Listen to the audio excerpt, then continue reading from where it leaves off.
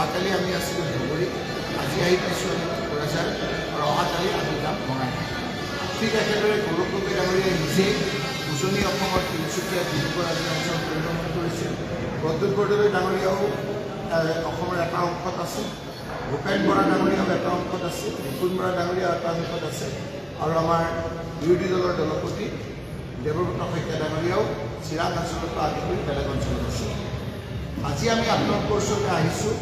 যোৱাকালিও আমি প্ৰেছৰ লোকসকলক লগ পাইছোঁ।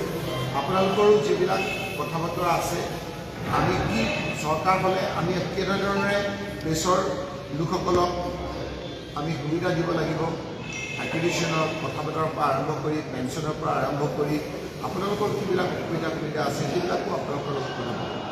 আজি আমি ইতিমধ্যে ইয়াত কোকৰাঝাৰত অল গাৰো ষ্টুডেণ্ট ইউনিয়নৰ লগত আমি কথা পাতিলোঁ। তেওঁলোকে আমাক লিখিতভাৱে আৰু মৌখিকভাৱে কিছু কথা ক'লে।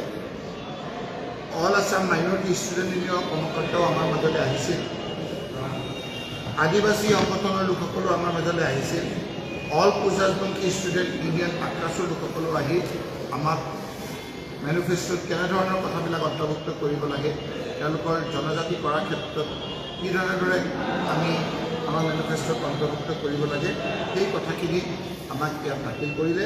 অলপ আগতে আপোনালোকে প্ৰত্যক্ষ কৰিছে যে XNDFB ইউনাইটেড ফ্ৰামৰ কৰ্মকৰ্তাসকলেও আমাক আহি ইয়াত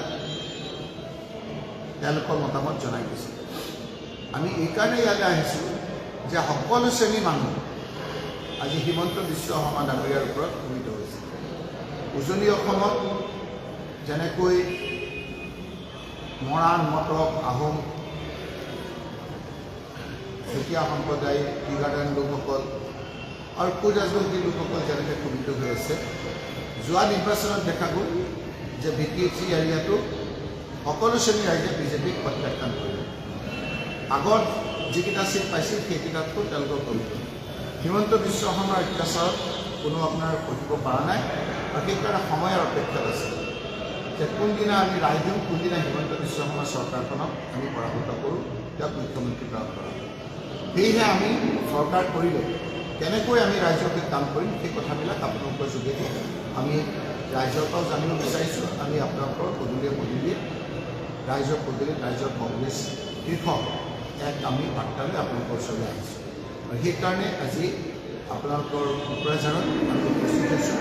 কোকৰাঝাৰৰ সমস্যাটো আপোনালোকে জানে, তৰুণ গগৈ ডাঙৰীয়াৰ চৰকাৰ থকা অৱস্থাত ইয়াৰ জ্বলন্ত সমস্যাৰ সমাধান কৰিবৰ কাৰণে আমি প্ৰত্যক্ষভাৱে আমি ইয়াত জড়িত হৈ পৰিছিলোঁ আৰু তেতিয়াৰ পৰাই ইয়াত বিভিন্ন সমস্যাসমূহ সমাধান হোৱাৰ পথত আগবাঢ়িছে আৰু সেয়েহে আমি অহাৰ লগে লগে বিভিন্ন দল সংগঠনে আমাক তেওঁলোকৰ আৰ্জি জনাইছে।